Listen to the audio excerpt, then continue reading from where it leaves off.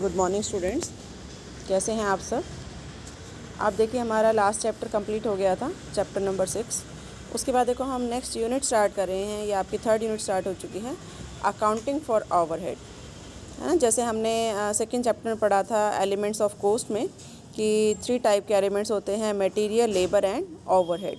तो ये जो थर्ड एलिमेंट है ओवरहेड, उसके बारे में हम इसमें डिस्कस करेंगे कि उसको किस तरह से हम क्लासीफाई करते हैं और ओवरहेड कितने टाइप्स के होते हैं। तो देखिए जो ओवरहेड हैं इनको हम क्या कहते हैं, इसमें क्या क्या इंक्लूड होते हैं। Overhead comprise of indirect material, indirect labour और we can say employ cost and indirect expenditure which are not directly identifiable or allocable to a cost object in an economically feasibly way, है ना। ऐसे expenditure जो direct नहीं होते, indirect होते हैं, जिनको आप इजीली आइडेंटिफाई नहीं कर सकते, जिनको आप डायरेक्टली प्रोडक्शन के साथ जो है वो मैच नहीं कर सकते या आइडेंटिफाई नहीं कर सकते, वो हमारे क्या कहलाते हैं, इनडायरेक्ट, है ना। जैसे आपको लास्ट चैप्टर में भी पढ़ाया था, एलिमेंट ऑफ कॉस्ट में बताया था कि कौन सा मटेरियल डायरेक्ट होता है और कौन सा इनडायरेक्ट होता है, कौन सी लेबर डायरेक्ट होती है और कौन सी इनडायरेक्ट होती है ना। तो जितने भी indirect material, labour and expenditure हैं वो हमारे सारे इंक्लूड होते हैं किस में, ओवरहेड में। इसको हम ऑन कॉस्ट भी कहते हैं, ओवरहेड को बर्डन भी बोलते हैं, लोडिंग भी बोलते हैं, है ना। ये कई नाम हैं ओवरहेड्स के। तो ऐसे एक्सपेंडिचर जो इनडायरेक्ट नेचर के हैं, चाहे वो मटेरियल से रिलेटेड हो, चाहे वो एक्सपेंडिचर से रिलेटेड हो या लेबर से रिलेटेड हो, वो ओवरहेड का पार्ट है। तो देखिए इसका meaning, overhead are those indirect cost which can not be directly related to any specific product, job और प्रोसेस, है ना। जो किसी पर्टिकुलर जॉब या प्रोसेस से आप आइडेंटिफाई नहीं कर सकते, because they can not be directly attached और mark to any specific activity और कॉस्ट सेंटर। तो इन एक्सपेंडिचर को हम क्या कहते हैं, ओवरहेड। जैसे सपोज़ एक कंपनी में 3 या 4 प्रोडक्ट है, मैन्युफैक्चर हो रहे हैं, product A B C D, ठीक है। अब कोई एक्सपेंडिचर ऐसा कॉमन है जिसको आप एक के लिए आइडेंटिफाई नहीं कर सकते, तो इस तरह के जो एक्सपेंडिचर हैं जो सबके लिए किए जाते हैं, वो हमारे आते हैं इनडायरेक्ट एक्सपेंडिचर में, और वो हमारे कहलाते हैं ओवरहेड, है ना। आई थिंक मीनिंग क्लियर हो गया होगा। अब उसके बाद देखिए ओवरहेड अकाउंटिंग कि किस तरह से की जाती है। उसमें सबसे पहला आता है क्लासिफिकेशन ऑफ ओवरहेड, कि ओवरहेड को हम किस तरह से कितने पार्ट्स में डिवाइड करते हैं। सबसे पहला हमारा एलिमेंट वाइज, जैसे हमने एलिमेंट वाला चैप्टर भी पढ़ा था, एलिमेंट वाइज क्लासिफिकेशन, जिसमें एलिमेंट्स के अकॉर्डिंग जो ओवरहेड उसको बांटा जाता है। सबसे पहला है इनडायरेक्ट मटेरियल कोस्ट। ये वो कोस्ट है मटेरियल की जिसको आप डायरेक्टली जो है वो प्रोडक्ट के साथ आइडेंटिफाई नहीं कर सकते, या जिसका रिलेशन डायरेक्टली जो है वो प्रोडक्शन के साथ नहीं होता। तो it is the cost of those material which are used in manufacturing process which can not be traced into finish product, जिसको आप फिनिश प्रोडक्ट में आइडेंटिफाई नहीं कर सकते। Hence the cost of which can not be allocated but which can be apportion to और absorb by cost centre. Consumable store हैं, जैसे lubricant oil है, लूज टूल्स है, कॉटन वेस्ट है, इस तरह के जो एक्सपेंडिचर हैं ये हमारे इनडायरेक्ट मटेरियल होता है, क्योंकि ये डायरेक्टली आप प्रोडक्ट में आप आइडेंटिफाई नहीं कर पा रहे, है ना। जैसे सपोज़ आप फर्नीचर बना रहे हैं, तो फर्नीचर बनाते टाइम आप फेविकोल यूज़ कर रहे हैं, आप लुब्रिकेंट ऑयल यूज़ कर रहे हैं, है ना, लूज टूल्स यूज़ कर रहे हैं। तो इस तरह का जो मटेरियल है वो डायरेक्टली आइडेंटिफाइड नहीं है, वो दिखाई नहीं देता, है ना। तो इस तरह का जो मटेरियल है वो कहलाता है हमारा इनडायरेक्ट मटेरियल, और वो ओवरहेड का पार्ट है। ऐसे इनडायरेक्ट लेबर कोस्ट, ये वो कोस्ट होती है, cost of wages and salary which can be apportion और एब्जॉर्ब बाय कोस्ट सेंटर और कोस्ट यूनिट, है ना। जिसमें कोस्ट सेंटर या कोस्ट यूनिट में हम डिवाइड कर देते हैं, लेकिन जिसको आप डायरेक्ट प्रोडक्ट के साथ मैच नहीं कर सकते, है ना। जैसे सुपरवाइज़र की सैलरी है, वर्क मैनेजर की सैलरी है, स्टोर कीपर की सैलरी है, या मेंटेनेंस जो डिपार्टमेंट है उसकी वेजेस है, हॉलीडे पे है। इस तरह के जो वेजेस हैं वो कहलाते हैं हमारे इनडायरेक्ट लेबर।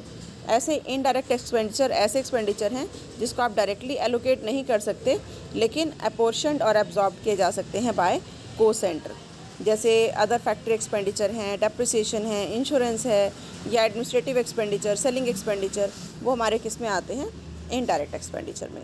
तो इनका जो एग्रीगेट है, जितने भी indirect material, labour and expenditure, in aggregate को हम क्या कहते हैं, ओवरहेड। तो आई थिंक ये हो गया होगा क्लियर आपको कि एलिमेंट वाइज ओवरहेड का क्लासिफिकेशन इस तरह से किया जाता है। सेकंड आता है फंक्शन वाइज क्लासिफिकेशन, जिसमें सबसे पहला वर्क्स और फैक्ट्री ओवरहेड। तो सिंपली वी कैन से कि जो एक्सपेंडिचर फैक्ट्री से रिलेटेड हैं, डायरेक्ट नहीं है, जो डायरेक्ट हैं वो तो डायरेक्ट में चले गए, जो इनडायरेक्ट एक्सपेंडिचर हैं और जिनका रिलेशन किसी भी तरह से कंपनी से है वो कहलाते हैं हमारे फैक्ट्री ओवरहेड। तो it is also known as production overhead. Production overhead भी कहते हैं, फैक्ट्री ओवरहेड भी कहते हैं। एंड प्रोडक्शन ओवरहेड क्या है? Indirect cost which include indirect material, indirect labour and indirect factory expenditure, है ना। इसमें सारे ओवरहेड्स आते हैं। देखो जैसे rent of the factory, municipal tax, depreciation, insurance, depreciation, factory lighting, heating and air conditioner, fuel and power, consumable store, indirect material. Generally जो factory से रिलेटेड एक्सपेंडिचर है, salary of foreman, time keeper, salary of staff involve in production, है ना, quality control expenditure. तो ये सारे किससे related हैं? फैक्ट्री से रिलेटेड। तो वो सारे एक्सपेंडिचर इसमें आते हैं। उसके बाद देखो सेकंड आता है ऑफिस एंड एडमिनिस्ट्रेशन ओवरहेड। तो all expenses pertaining to office administration, business administration, है ना, इनसे रिलेटेड या बिजनेस मैनेजमेंट से रिलेटेड जो होते हैं वो इस हेड में आते हैं। इसमें जो भी कॉस्ट इनकर की जाती है, जैसे कोई पॉलिसी बनाने से रिलेटेड या इम्प्लीमेंटेशन से रिलेटेड, है ना, ताकि जो कंपनी है या ऑर्गेनाइजेशन के जो ऑब्जेक्टिव हैं वो अचीव किए जा सकें, उसके लिए जो एक्सपेंडिचर किए जाते हैं वो हमारे आते हैं ऑफिस ओवरहेड में। जैसे देखो ऑडिट फीस है, अकाउंट ऑफिस एक्सपेंडिचर, ऑफिस की सैलरी, पोस्टेज स्टेशनरी कहाँ यूज़ होती है? ऑफिस में। लीगल एक्सपेंडिचर कहाँ यूज़ होते हैं? ऑफिस में, है ना। इसी तरह से डेप्रिसिएशन, इंश्योरेंस, ये ऑफिस बिल्डिंग का डेप्रिसिएशन, रेंट, इंश्योरेंस या बैंक चार्जेस या एयर कंडीशनर, एसी के जो चार्जेस हैं, ये हमारे किस में आएंगे? ऑफिस एंड एडमिनिस्ट्रेशन ओवरहेड में। उसके बाद देखो थर्ड आता है सेलिंग ओवरहेड। नाम से पता चल रहा है सेलिंग मतलब एक्सपेंडिचर रिलेटेड टू सेल। तो expenditure pertaining to creation and stimulation of demand of the product and services. इससे रिलेटेड जो एक्सपेंडिचर होते हैं वो हमारे क्या कहलाते हैं? Selling overhead. जिसमें एडवर्टाइजमेंट, सेल को बढ़ाने के लिए जो की जाती है, जनरल मार्केट रिसर्च जो की जाती है, मार्केट की भी सेल को बढ़ाने के लिए की जाती है, या सेल को बढ़ाने के लिए कुछ इंसेंटिव्स दिए जाते हैं, कोटेशंस दी जाती है, salary of salesman, travelling expenditure of salesman, है ना। तो सेल से रिलेटेड जो भी एक्सपेंडिचर हैं या विंडो ड्रेसिंग के जो एक्सपेंडिचर हैं, ये सारे हमारे किस में आते हैं? सेलिंग ओवरहेड में। उसके बाद फोर्थ आता है डिस्ट्रीब्यूशन ओवरहेड। ये वो ओवरहेड है जो डिस्ट्रीब्यूट करने से रिलेटेड है, मतलब प्रोडक्ट को जो हम डिस्ट्रीब्यूट करते हैं अमंग द कस्टमर्स, है ना, ताकि उनको जो प्रोडक्ट है सही टाइम पर सही उनको प्रोडक्ट मिल सके। तो इसमें पैकिंग मटेरियल और एक्सपेंडिचर है, carriage outward, transport expenditure, maintenance, repair, warehouse या फिनिश प्रोडक्ट की जो वेस्टेज हो जाती है ना। तो इस तरह के जो एक्सपेंडिचर हैं वो किस में आते हैं? डिस्ट्रीब्यूशन में। तो ये हमारे 4 टाइप्स के ओवरहेड थे, जिसमें क्लासिफिकेशन बताया, classification according to function wise या फंक्शन वाइज क्लासिफिकेशन। उसके बाद देखो नेक्स्ट आता है क्लासिफिकेशन अकॉर्डिंग टू बिहेवियर, जो बहुत सिंपल है, जिससे आप पहले अवेयर भी हो कि हम ओवरहेड को 3 पार्ट्स में डिवाइड कर सकते हैं। एक तो आपका होता है fixed overhead, variable overhead and semi variable overhead. तो सिंपल सा है, फिक्स्ड ओवरहेड वो ओवरहेड है जिसमें प्रोडक्शन के बढ़ाने के साथ जो बढ़ते नहीं हैं और घटाने के साथ कम नहीं होते। प्रोडक्शन हो या ना हो वो एक्सपेंडिचर तो होने ही है, जैसे रेंट ऑफ द बिल्डिंग, है ना। और अगर आपने स्टाफ रखा हुआ तो उनकी सैलरी, ऑफिस स्टाफ की, तो इनको हम क्या कहते हैं? फिक्स्ड ओवरहेड, है ना। तो इसमें कुछ एक्सपेंडिचर हैं, ये आपको दिए हुए हैं कि फैक्ट्री की जो बिल्डिंग का रेंट है जो जाना ही है, इंश्योरेंस चार्जेस है, डेप्रिसिएशन है, सैलरी है सुपरवाइज़र की या ऑफिशियल जो स्टाफ है उनकी सैलरी है ना, सेलिंग एंड डिस्ट्रीब्यूशन में जो स्टाफ रखा हुआ है उनकी सैलरी, ये सारे हमारे कहलाते हैं फिक्स्ड ओवरहेड। उसके बाद देखो वेरिएबल ओवरहेड जो प्रोडक्शन के बढ़ाने के साथ बढ़ते हैं, प्रोडक्शन के कम करने के साथ कम होते हैं, वो हमारे कहलाते हैं वेरिएबल ओवरहेड। जैसे इनडायरेक्ट मटेरियल तभी यूज़ होगा जब प्रोडक्शन होगा, इनडायरेक्ट लेबर ये भी तभी यूज़ होगा जब प्रोडक्शन होगा, fuel and power, lighting, store expenditure, postage, stationery या सेल्समैन का कमीशन, है ना। तो ये एक्सपेंडिचर हमारे कैसे हैं? वेरिएबल। नेक्स्ट आता है सेमी वेरिएबल। सेमी वेरिएबल वो होते हैं जो कुछ परसेंट फिक्स होते हैं और कुछ परसेंट वेरिएबल होते हैं, इनको कहा जाता है सेमी वेरिएबल। तो ये जो है वो सेमी फिक्स्ड भी कह सकते हो, कुछ पार्ट इसका वेरिएबल होता है और कुछ फिक्स होता है ना। तो इस तरह के जो एक्सपेंडिचर हैं इनके ऊपर ध्यान रखना होता है।